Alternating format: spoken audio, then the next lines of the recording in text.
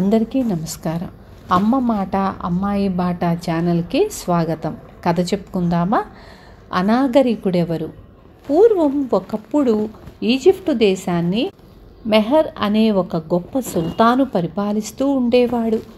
ఉన్నదానితో తృప్తిపడక రాజ్యాన్ని పెంచాలన్న ఆశ కలిగిందతనికి.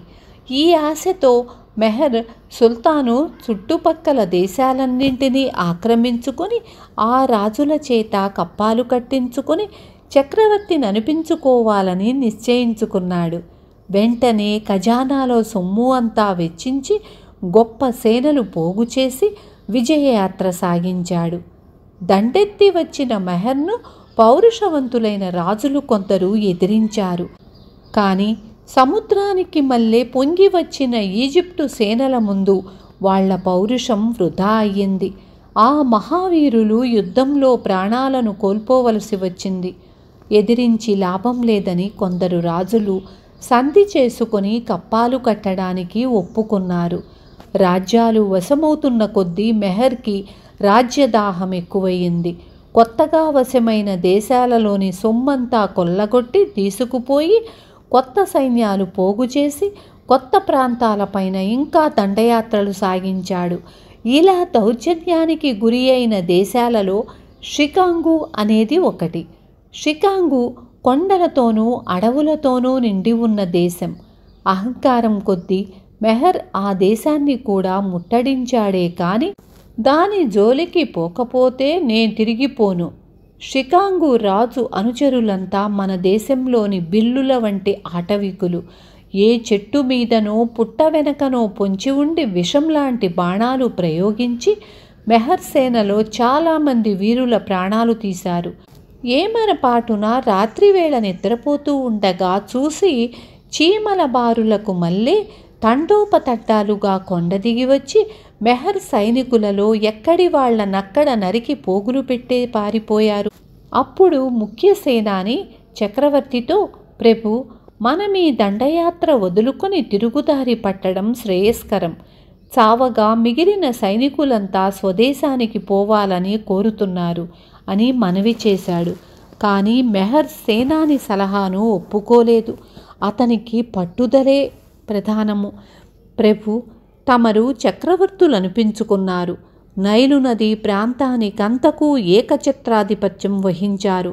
ఇంతటితో ఆగటం మంచిది. జయించిన దేశాలను నిలబెట్టుకోగలిగితే అదే 10,000 అన్నాడు సేనాని. ఈ షికాంగు రాజ్యాన్ని వశం చేసుకోవాలి, కదలాలి. ఇంతమందిని లొంగ తీసుకుని చివరికి ఒక కొండరాజుకు లొంగిపోవటమా? అదేం కుదరదు అన్నాడు మెహర్. మెహర్ ఆజ్ఞకు తిరుగులేదు. లెక్క లేకుండా సొమ్ము వెచ్చించి కొత్త సేనలను రప్పించాడు. ఆ రాజును వశం చేసుకోవాలన్న పట్టుదలే కాని రాళ్ళు రప్పలు తుప్పలు తప్ప ఏమీ లేని ఆ అడవులను వశం చేసుకోవటం వల్ల ఒరిగే భాగ్యమేమీ లేదని మెహర్కి తట్టలేదు. పట్టుదలే ప్రధానంగా షికాంగు రాజైన బెట్సును జీవాలతో కానీ చంపివేసి కానీ తెచ్చి ఎదుటపెట్టిన వాడికి 1000 మొహరీలిస్తానని సైనికులను ఉరికొల్పాడు. మెహర్ సైనికులు అదే పనిగా అడవిలో చొరబడి కనబడ్డ బిల్లవీరుడినల్లా వధించటం మొదలుపెట్టారు. బిల్లుడొక్కొక్కడు 10 మందిని చంపితే కానీ చావలేదు. కానీ నేల ఈనినట్లుగా పుట్టుకొస్తున్న ఈజిప్ట్ సేనలను నెగ్గుకు రావటం అసాధ్యమని అనిపించింది వాళ్లకు. బెట్సురాజు మొదట సంధి చేసుకుందామనుకున్నాడు. కానీ మెహర్ ఒప్పుకోడని, సంధి కోసం వెళితే పట్టుకొని కసికొద్దీ చిత్రవద చేయిస్తాడని తెలుసు. కాబట్టి ఈ పరిస్థితుల్లో యుద్ధం చేసి వీరస్వర్గం పొందటమే మేలనుకున్నాడు. ఈ నిశ్చయంతో బిల్లులందరినీ వెంట పెట్టుకుని ఈజిప్టు సేనలను 2 కొండల మధ్య ఘోరంగా ఢీకొన్నాడు. ఆ మహాయుద్ధంలో మెహర్కే విజయం లభించింది. బిల్లవీరుడొక్కడూ మిగలలేదు. అయితే మెహర్ సైన్యంలోనూ వేలాది సైనికులు ప్రాణాలు కోల్పోయారు. బెట్సు ఎక్కడా అని అడిగాడు మెహర్ ఆత్రంతో. గాయాలతో నిండి ఉన్న అతని కళేబరం ఈ దాపులనే మన సైనికుల పీనుగుల మధ్య పడి ఉంది ప్రభు అన్నాడు ఒక సేనాని. చూడాలన్న ఆసక్తితో మెహర్ బయలుదేరి వెళ్ళాడు. అతను అక్కడ చేరుకునేసరికి అక్కడ కారు నలుపు శరీరంతో ఎత్తైన మనుష్యుడొకడు ఆ వేలాది పీనుగుల మధ్య నలువంకలా పరికిస్తూ నిలబడి ఉన్నాడు. వాణ్ణి చూడటంతోనే మెహర్, ఎవరు నువ్వు అన్నాడు. వీడెవడో నరమాంస భక్షకుడు, పీనుగులను పీక్కు తినడానికి వచ్చాడు అన్నాడు సేనాని. సేనాని చెప్పిన మాట నిజమే. ఆఫ్రికా దేశపు అడవులలో మనుష్యుల మాంసం తినేవాళ్ళు ఎందరో ఉన్నారు. మెహర్ ఆ నరమాంస భక్షకునితో, ఇంత మాంసం లభించింది కదా, ఏదో శవాన్ని తీసుకుపోక అలా దిక్కులు చూస్తున్నావేం అని అడిగాడు.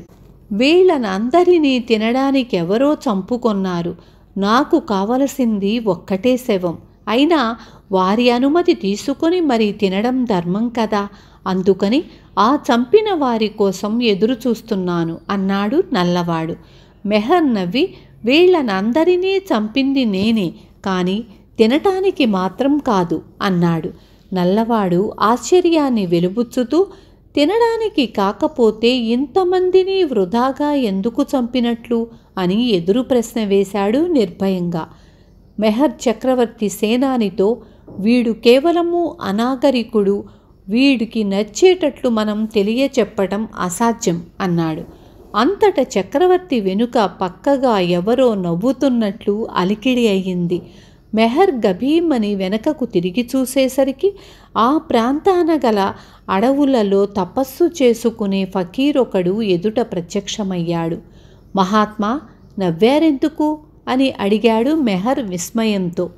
సుల్తాన్, నువ్వు అనాగరికుడని భావించే ఈ నరమాంస భక్షకుడు ఆకలి తీర్చుకోవటానికే కాని అనవసరంగా తోటి మానవుల ప్రాణం తీయడు.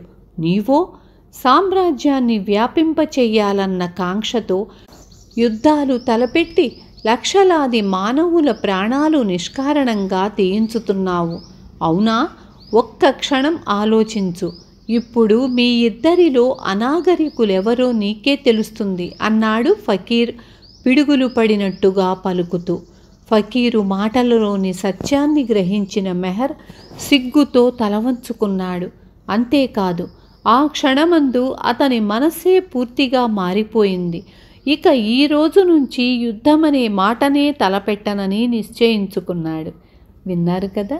రేపు మళ్ళీ ఇంకొక మంచి కథతో మీ ముందుకొస్తాను.